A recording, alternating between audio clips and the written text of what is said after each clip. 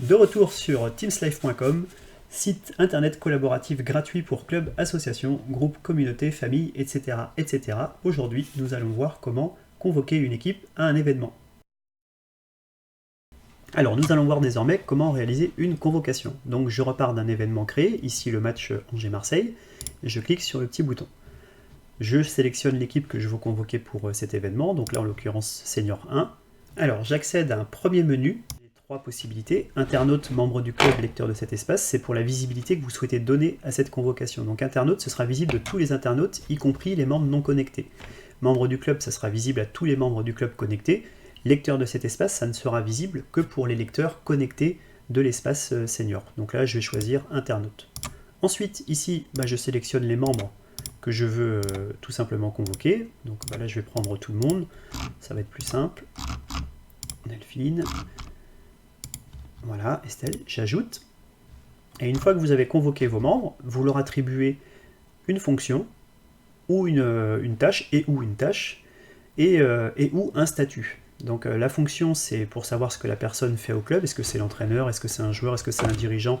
Donc ça va permettre en fait de classer dans l'ordre l'affichage des personnes. Les tâches, c'est par exemple si la personne est de transport, de buvette, d'arbitrage, de lavage de maillot. C'est tous les paramètres en fait qui ont été créés dans le menu admin, qui ont été personnalisés par le club. Et le statut, c'est est-ce que la personne est présente, est-ce qu'elle est malade, absente ou blessée. Ça va permettre d'indiquer en fait aussi son statut. Donc là, Estelle, c'est l'entraîneur, donc je vais mettre qu'elle est présente, et puis je vais lui attribuer la tâche transport. Ensuite, Delphine, elle est joueuse, bon, je vais lui attribuer la tâche lavage des maillots. Ensuite, Hélène, elle est joueuse, bon il n'y a rien de particulier à préciser pour elle. Gabriel, il est absent aujourd'hui, puisqu'effectivement il est malade, donc là je vais mettre qu'il est malade. Fabien, il est joueur et il n'a pas d'autres tâches à réaliser, puis il est bien présent. Delphine, joueuse, voilà, pas de souci. Céline, la présidente, mais elle est joueuse aussi, donc là elle nous a indiqué qu'elle était absente, en fait, donc elle ne pourra pas participer à cet événement. Bertrand, c'est notre dirigeant, il est présent, donc il n'y a pas de souci, et puis on va le mettre de buvette aussi en même temps, Bertrand. Et Alexandre, en fait, il est joueur, il est présent, donc tout est bon. Une fois que j'ai terminé, j'enregistre la convocation. La convocation est terminée, et vous voyez que là, Senior 1, l'équipe a bien été convoquée à cet événement.